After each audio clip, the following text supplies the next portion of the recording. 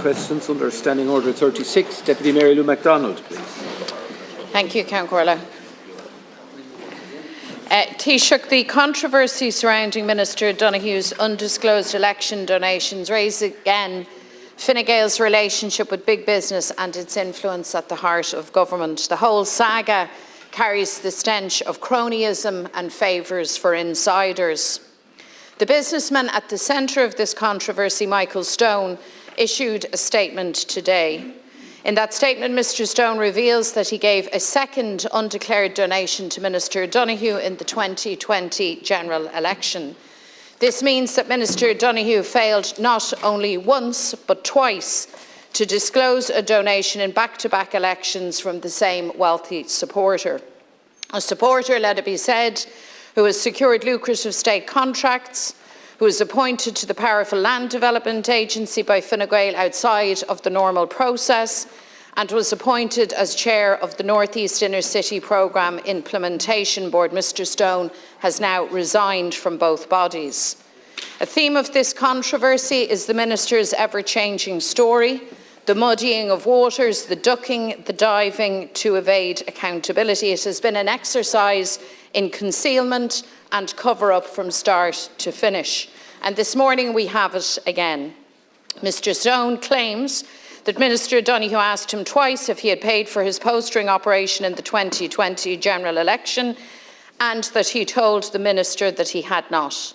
Then, in a eureka moment, as the Minister is being questioned on the floor of the Dáil, he remembers that he had, in fact, paid for the postering in 2020.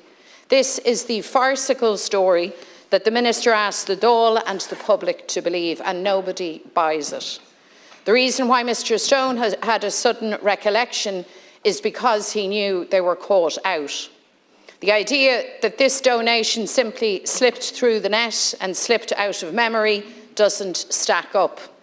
The idea that the Minister didn't know and the businessman simply forgot does not hold any water. Are we seriously supposed to believe that neither the Minister, his Director of Elections, or any member of his campaign team knew nothing of who was putting up the election posters? The posters had to be ordered, they had to be delivered, the distribution of the posters had to be planned, and Michael Stone's vans were crisscrossing the constituency, putting up the posters and taking them down. The truth is that people had to know that Michael Stone was taking care of the postering, and Minister Donoghue had to know also. Tá sé seo anna dóiríre, tá rud éigean aisteach faoi scéal an Ara Donoghue. Tá a creadúnach I grúachás caithfí sé an iarna a insint. The Minister's credibility now lies in tatters. He has chosen concealment and cover-up again and again, and at every turn the truth has to be dragged out of him. He was informed about the nature of the 2016 donation in 2017. He did nothing. He denied there was anything to see when questioned by the media in November last, and only when SIPO wrote to him was he forced to respond. When asked about the 2020 election, he denied the involvement of Mr Stone. Indeed, we would know nothing of the 2020 donation if it weren't for questions being put to the Minister here in the Dáil last week. The Minister misled the Dáil last week, and now, to continue the cover-up, Michael Stone falls on his sword, all to protect the Minister. Taoiseach, are you also standing by this story? Do you also claim that the Minister didn't know and that the businessman simply forgot? As head of government, do you stand by this account of events? Thanks very much, Deputy. And as you know, Minister Donoghue will make a statement in the House this afternoon and will take questions on it, and that will be an opportunity for you to put some of those questions directly to him, should you so wish. I think once that process is over, once he's made his statement and once he's answered questions, it's going to be a matter for people to decide whether they believe Paschal Donoghue or not. I've heard his explanations over the weekend, spoke to him about it, and I believe him. And I fought 4 general elections, and I know what can happen in a campaign, particularly in a chaotic campaign. You might have 1,000 posters, somebody can offer to put up 100 or 150 for you. They may offer to drop a few thousand leaflets for you, and you do so on the assumption that they're going to do it on a voluntary basis. And it is possible that they may pay a third party or a fourth party to do that for them and not inform you. And that does appear to be what happened in this case to me. We do have very strict laws when it comes to election spending in Ireland, and we have them for a very good reason. We don't want it to be the case that people have to have hundreds of thousands of euros or millions of euros just to stand in an election. And that's why we have spending limits which can't be breached and spending limits which were not breached, even inadvertently, by Minister Donoghue with respect to 2016 or 2020, because we don't want to have the kind of politics like they have in the United Kingdom or the United States, or indeed other parts of this island, where politicians and political parties accept multi-million euro donations, Deputy, which is something that your party has done with questionable legality, quite frankly. So Paschal Donoghue has not breached the spending limits, as I said. However, he or his agent did fail to account for some of the spending in 2016 and 2020, in the region of 1,000 to 2,000 euros on each occasion. Why did that happen? Because he didn't know. Once he found out the full facts, only after last Wednesday was he in a position to file revised returns. And I understand he has filed a revised return for 2016 and is in the process of filing a revised return for 2020. Once he found out the facts, he acted to amend his declaration. And this, Deputy, is something that's allowed under the law. And you know it's allowed under the law because your whole party had to file your election declarations on 3 occasions after the 2020 election because you neglected to include in your accounts a €7,000 payment to a British polling firm. You tried to claim that you did that after you noticed the error yourselves. You were exposed on that, and it turns out that you only found out about that after the Irish Times contacted you. So Sinn Féin, your entire party, filed your returns in 2020 3 times because of errors identified by the media, and the sums involved were much greater than any sums involved in relation to Minister Donoghue here. So it's a very different standard that you seem to be trying to apply to him than you would apply to your own party. And indeed, Deputy, you need to consider revising your own declarations.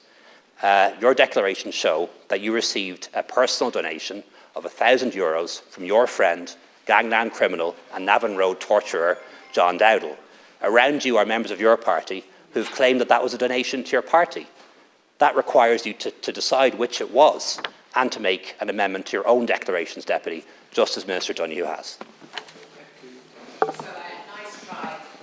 Nice try. Distraction. So if the Minister for Finance has a very faulty memory, I have to say you are of Olympic level competence in trying to breed further distractions. Here's what's happened here, because every rule in the book has been broken here, actually. Spending limits, I suspect, have been breached. And certainly a corporate donation was made by somebody not registered as a corporate donor. But here's the real rub in this. You see, a very wealthy individual, a person, by the way, who is a beneficiary of state contracts, who's appointed to state boards, is a donor to the Minister for Finance. That's a matter of public interest. But the concealment of that, and the deliberate concealment of that, election after election, is a real cause for public worry. And there is a need for accountability on this. You say that Minister Donoghue will come before the House again. I imagine to spin the same cock and bull story that he spun last week. Now, but I've put it to you, Taoiseach, that it is not credible on your part for you to attempt to stand over these donations that were undeclared and the cock and bull story that your colleague has fabricated after the fact to try and cover his tracks. Thank you, Deputy McDonald. Taoiseach. Thanks, Deputy. Exposing your hypocrisy is not a distraction. It's simply telling the truth, something that you consistently run a mile from.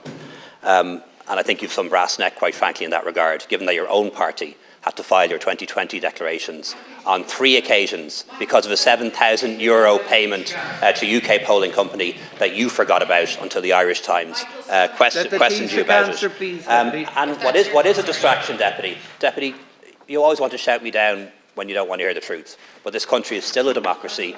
You're not in charge of it. And until we're a democracy, people will be allowed to speak freely in our Parliament. And I'll continue to do so, Deputy.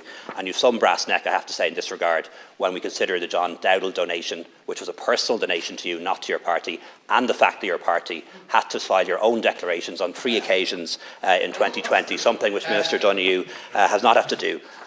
And what is a distraction, Deputy, is this snide reference to Mr Stone receiving public contracts from the government.